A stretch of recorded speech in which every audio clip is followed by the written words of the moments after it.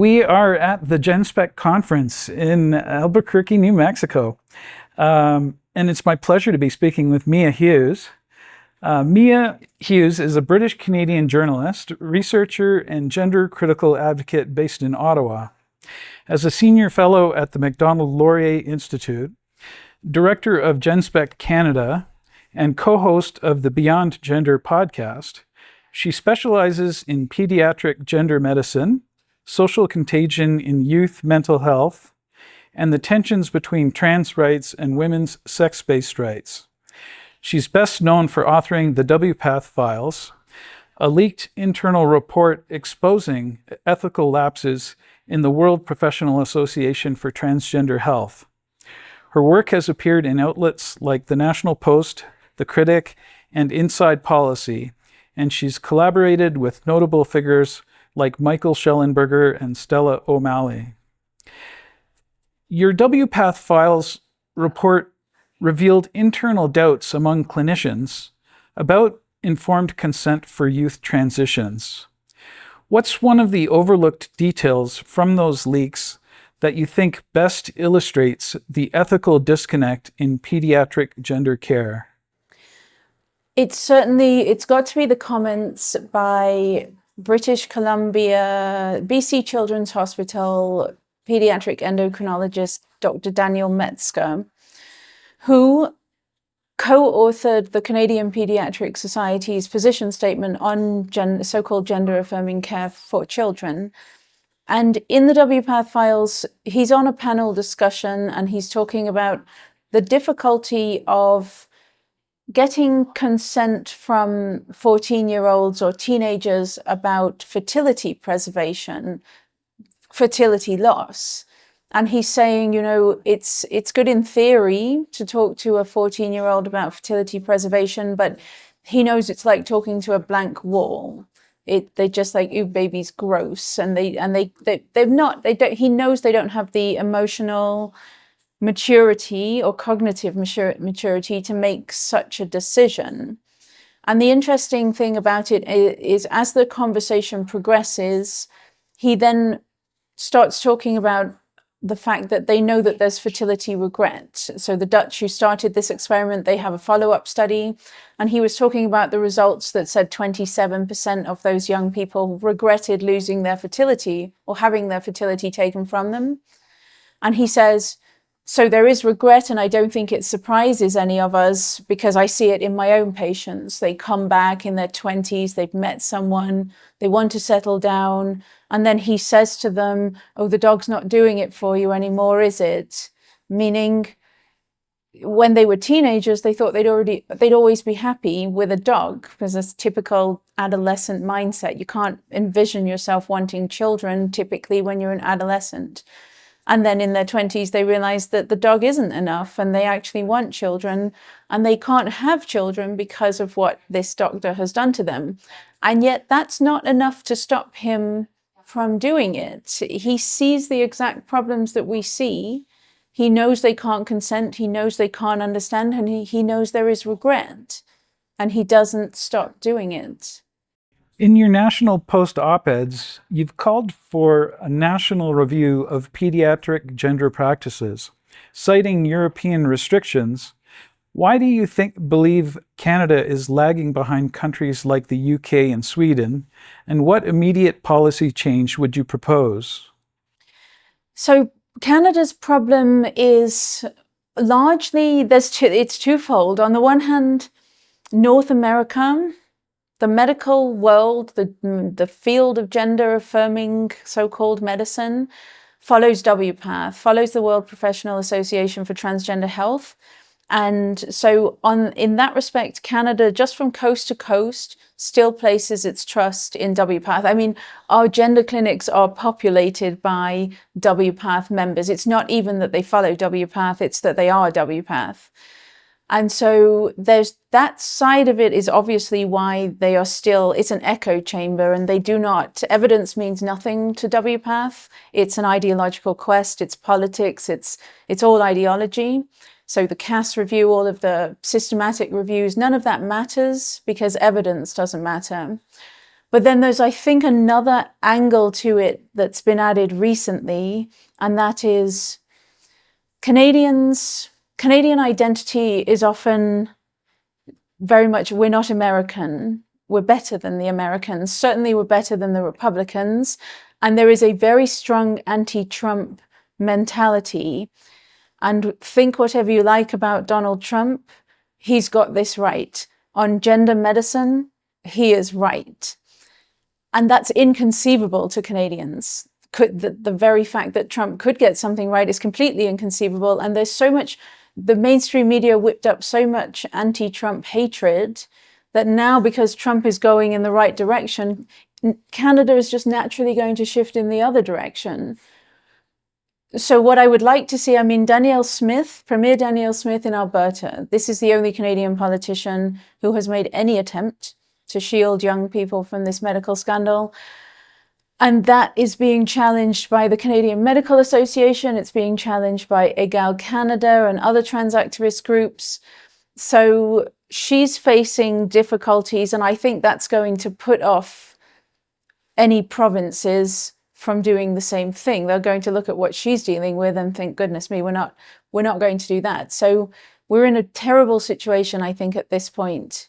What I would like to see is the federal government. Of course, we have a Liberal federal government, so I'm not going to hold my breath, but I would like to see the federal government launch a review.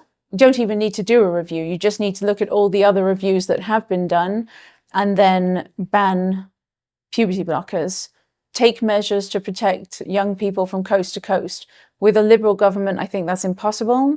And at the provincial level, again, I think it's impossible. I wish I could be more positive. And how likely do you think that that would be with a prime minister who has a trans-identified child? Of course, that complicates things even further. Even if Carney were aware of this scandal, and I actually don't believe he is. I think he's, well, I think he's got that Canadian mentality that it's all, anyone opposing this is a transphobe. It's remarkable how little information penetrates Canada on this subject. And so if he's aware and if he cares about these kids, he's got the added complication that should he make any kind of move to protect kids, he would be going against his own daughter, who I believe is a they, them, a non-binary with no breasts. So no, there's little hope. You mentioned an important point. It seems that the media has got a lot to account for. They have refused to bring the evidence forward. How do we change that? What is it going to take before the media actually gets it right? It's a fascinating situation. I mean, of course, I write for the National Post, so I can say wholeheartedly that the National Post covers this topic well and has done for many years before I started writing for them. As for the mainstream, CBC, CTV, Globe and Mail, I have been somewhat at war with the Globe and Mail. I submitted a formal complaint signed by 41 Canadian medical professionals about their atrocious reporting. And I certainly plan to keep on doing that for each of the mainstream outlets. But it's astonishing how little curiosity they have shown on this medical scandal and how completely one-sided the reporting has been all along. And even now at this point, when there's no excuse, there's actually no excuse right now for the misinformation, such as they will always say so-called gender-affirming care is life-saving, when we know we've known for a long time that there's no evidence to support this transition or suicide, but in the Supreme Court of the United States in December 2024, the ACLU star trans-identified lawyer had to admit that there's no truth to it. There's no suicide epidemic.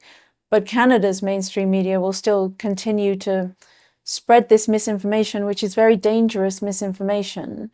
Puberty blockers are fully reversible. You'll see that all the time in Canadian mainstream media. And I think then they're not paying attention to their readers either, because I like to follow all the comments sections and the comments on their articles on social media. And the Canadian public is not with them. When they produce a garbage article full of misinformation, plenty of people will tell them that it's garbage and misinformation, and yet still they're not changing course. I think it's very difficult for any large institution to turn the ship around. You backed something that was terribly harmful and you got it completely wrong. How do you admit that? How do you start reporting accurately? But I think we keep up the pressure. We don't ever let them get away with it. If they produce garbage misinformation, we tell them so. And I plan to keep doing it through formal complaints as well. You've described gender dysphoria's rise among teens as influenced by online communities and trauma. Drawing from your teaching background, how would you distinguish social contagion from genuine distress in a clinical setting? Well, I don't think you can. I don't think you need to distinguish the two. The gender dysphoria is genuine distress. That it's a social contagion. The social contagion is less gender dysphoria and more trans identities. I think if you look at the actual definition of gender dysphoria, one of the primary diagnostic criteria is dislike of your secondary sex characteristics. And that can also just be puberty. So basically, every single adolescent on the planet could suffer from gender dysphoria, could get a diagnosis of gender dysphoria. And so in that respect, it's real. There's no question that it's real. When I say it's a social contagion, what I mean is the interpretation of that gender distress as being a member of the opposite sex, as being trans, that's the social contagion. And there's no question, in my mind, there's no question that we're dealing with a social contagion. If you simply look at every single graph in existence for a pediatric gender clinic between 2010 and 2020. Every single graph looks exactly the same. There are almost no referrals. There's an inflection point around 2014, 2015, and then we shoot up.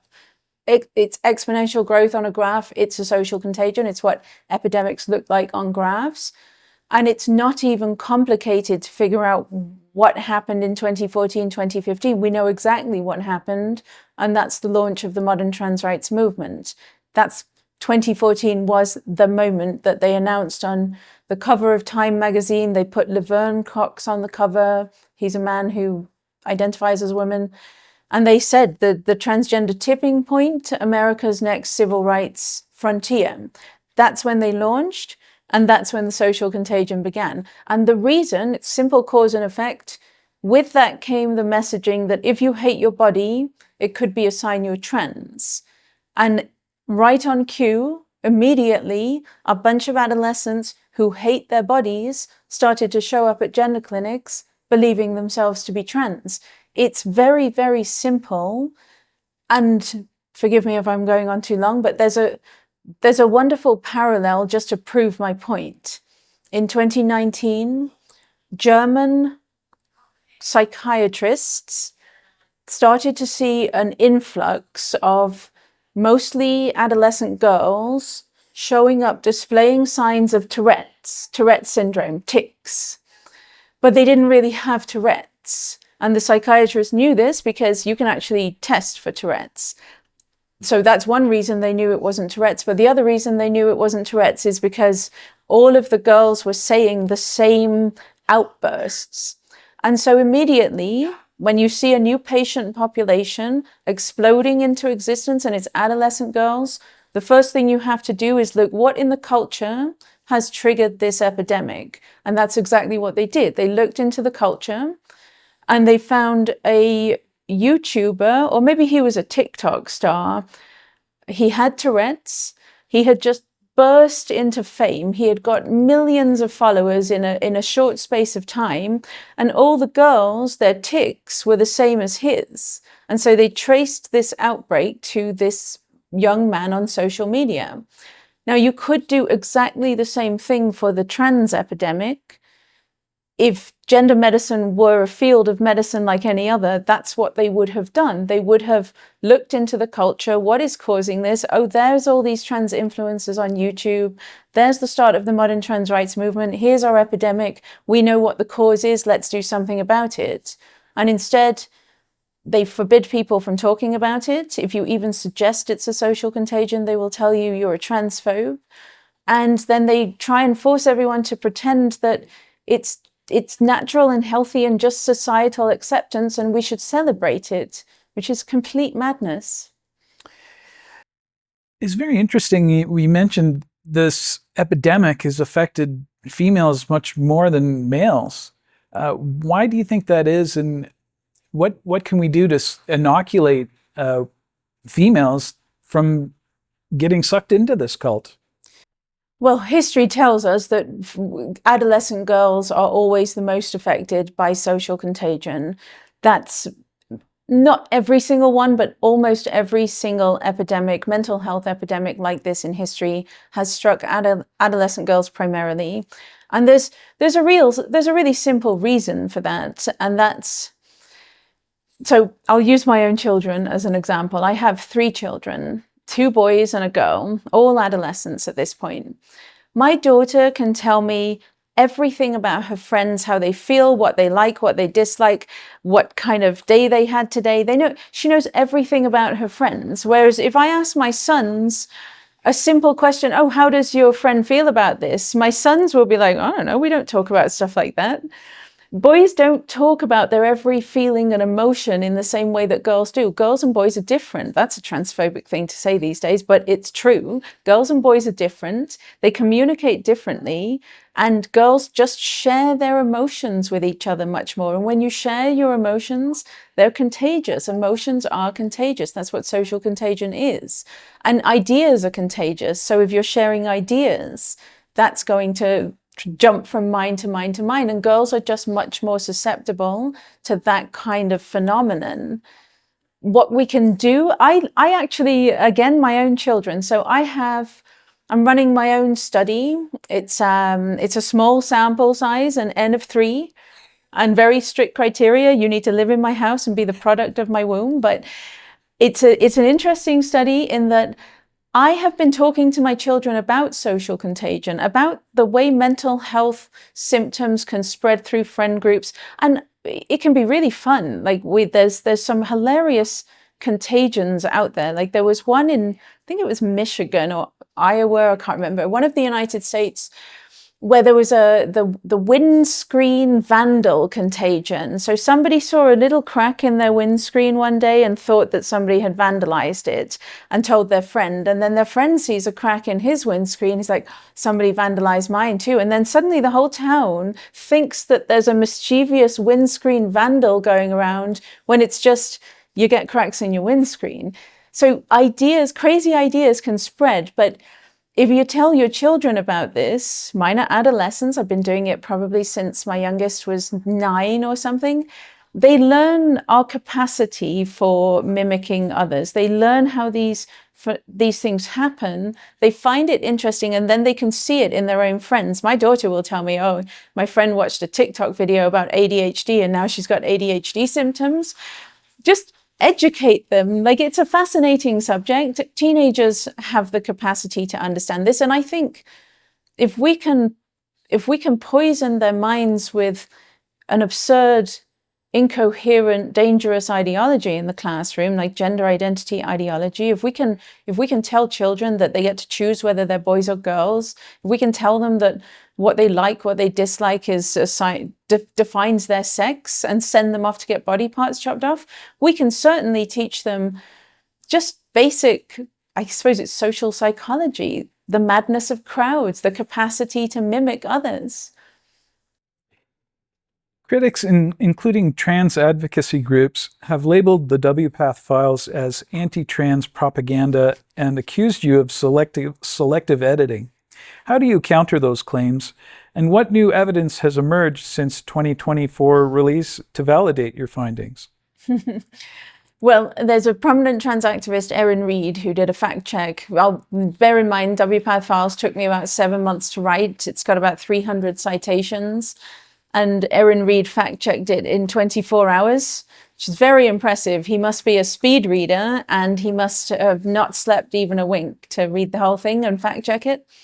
But no, anti-trans, obviously, to the trans activist, anti-trans means anyone who questions this reckless medical experiment.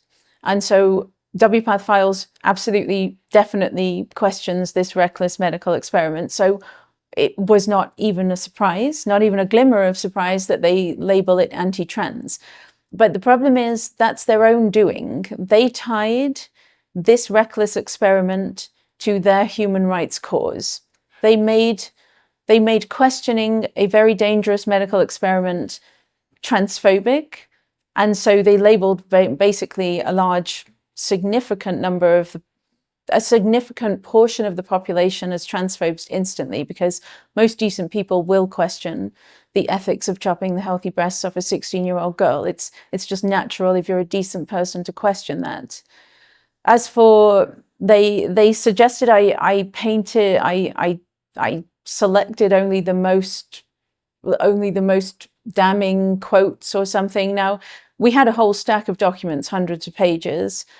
I didn't select the quotes for being most outrageous. I wanted to tell the whole story of the scandal. So I selected quotes that could demonstrate what is going on in every aspect of this scandal: hormones, surgeries, puberty blockers, consent.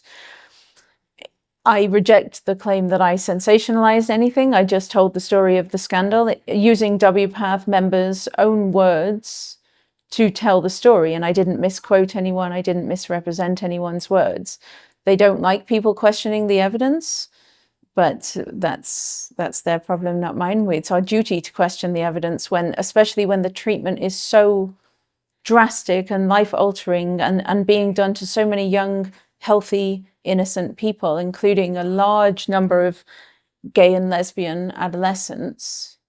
As the director of GenSpec Canada, you've criticized Canadian gender clinics for rapid medicalization. How has the surge in adolescent girls seeking transitions, often linked to social contagion, evolved in Canada since 2020, and what data supports your view? It's difficult with Canada. In 2016, Trans Youth Can, a big study came out, and they showed us a graph, and we could see the beginning of the epidemic on the graph. And I think part of the problem is we used that so much to demonstrate the epidemic that now they don't release numbers, and they don't tell us how many, but most of the graphs in existence are from Europe, because European clinics are not locked down and not letting any information out. They're not as protective.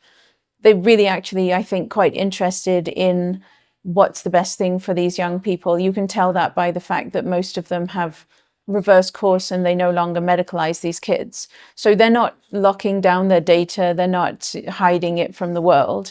Whereas if you try and find any information from US or Canadian gender clinics, you'll have a really hard time.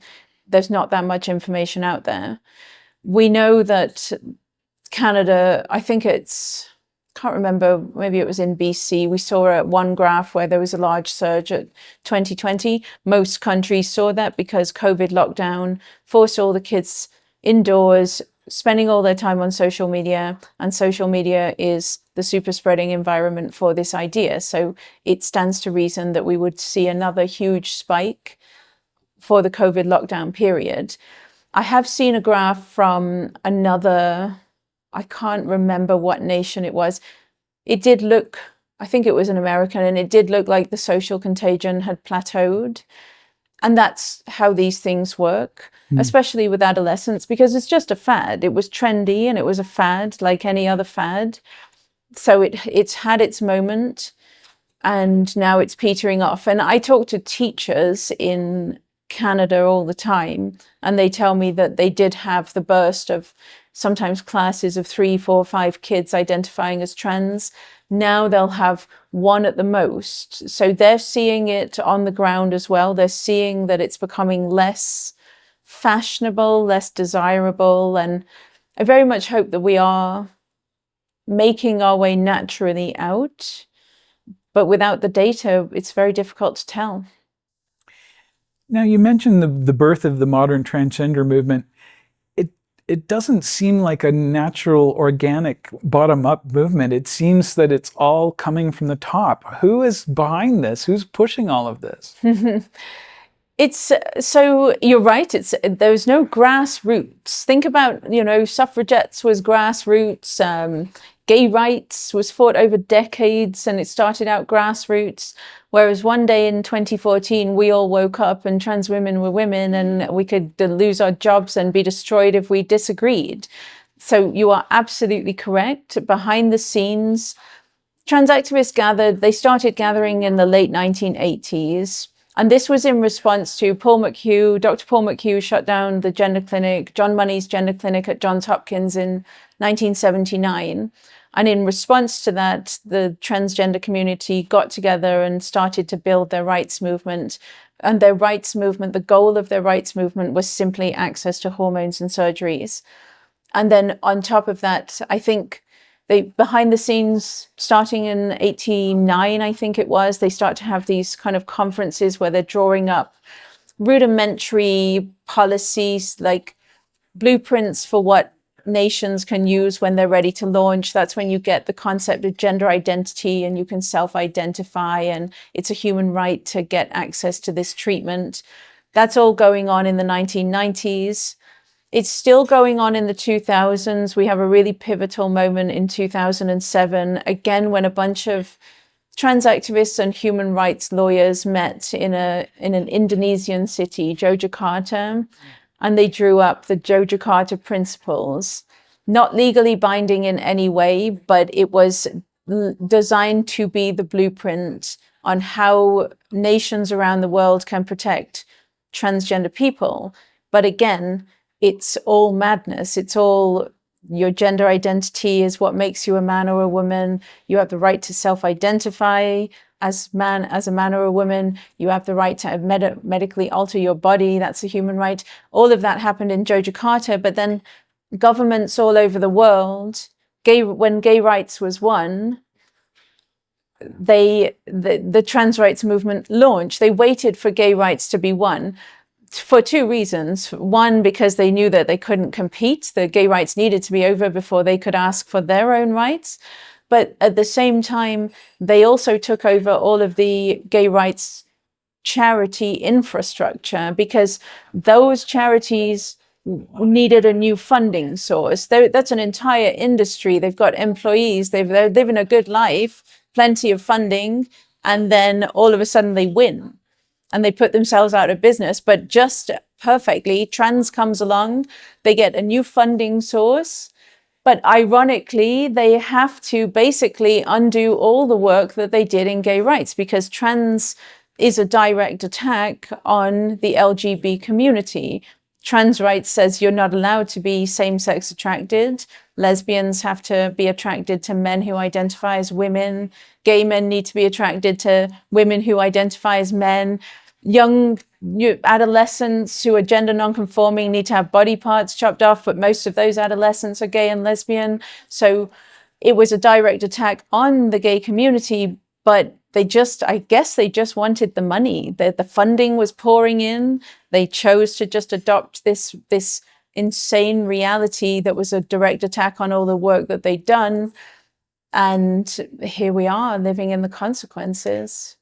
I just spoke with Elder a little while ago, a gay rights activist, and he is actually also seeing the split between the two groups, right? So what's your take on that?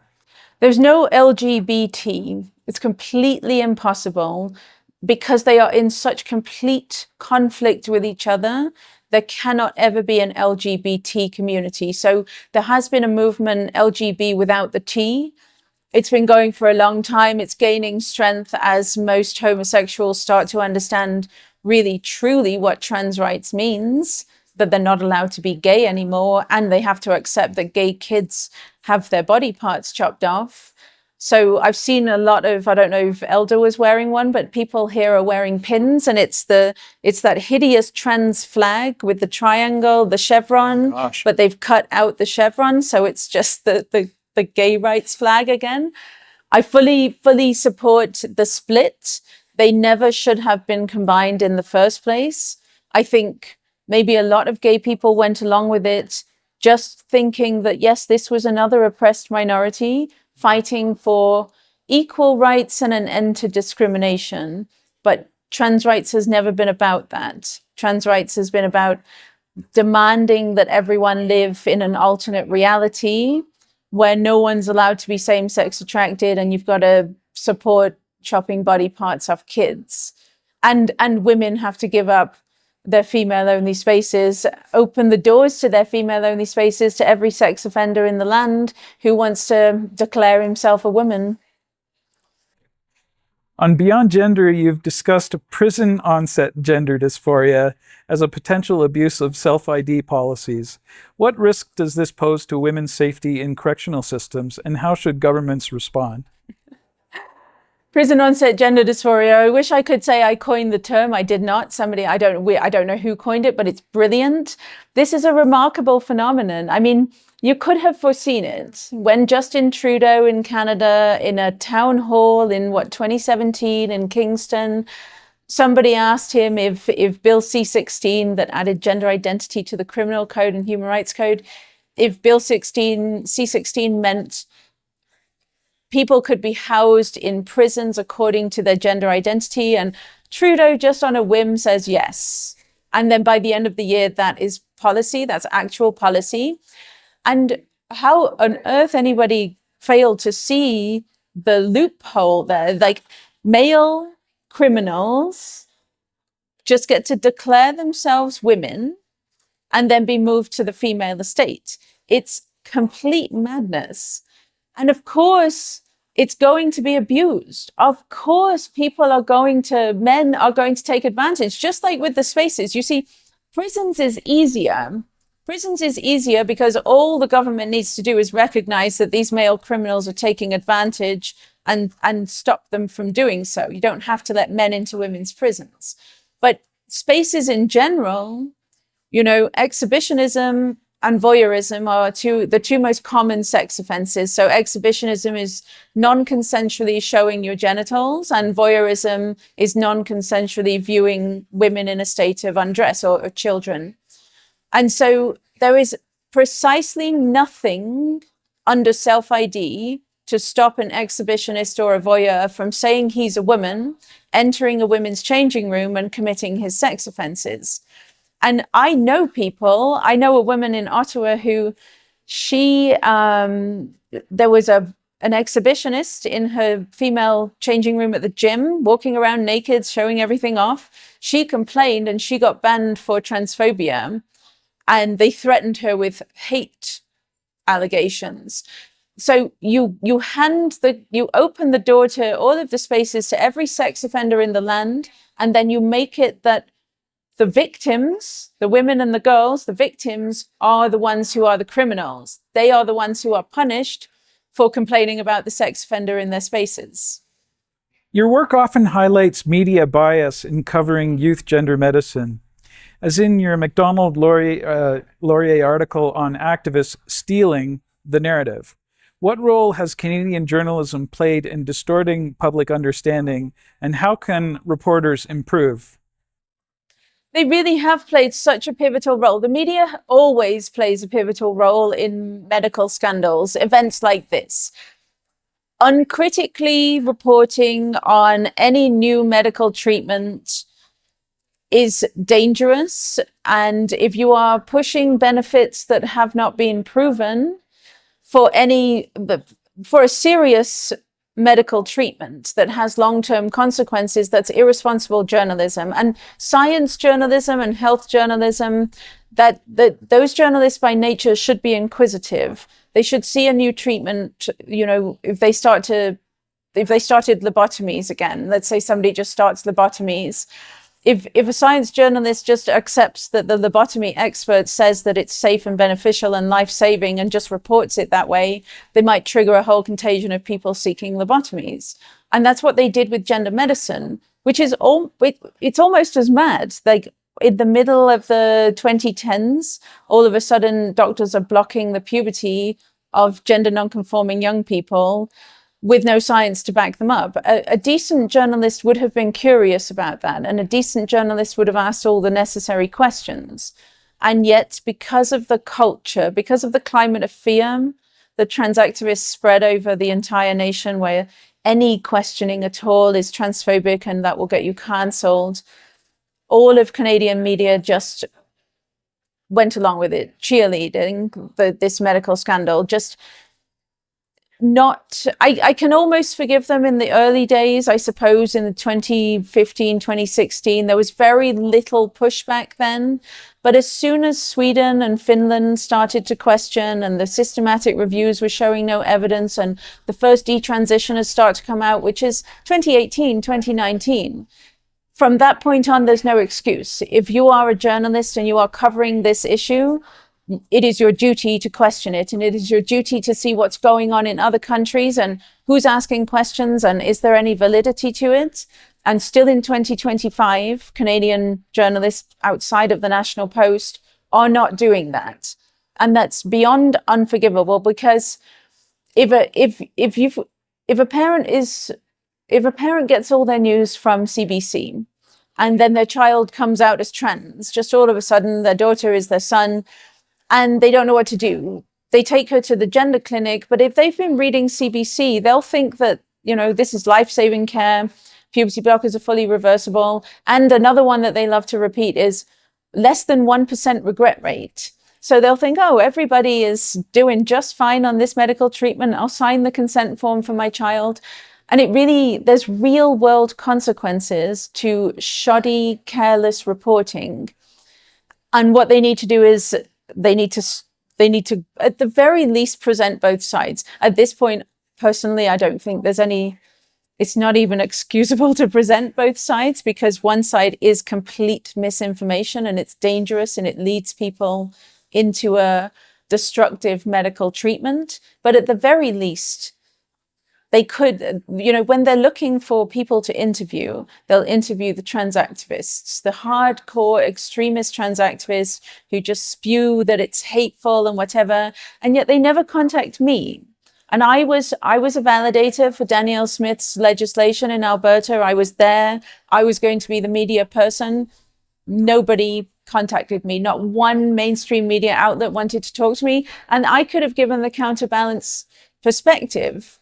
So that's really what they need to start doing. If they can't backtrack completely, and I understand that it's really hard to pivot, at the very least go for balance and then let the Canadian public decide.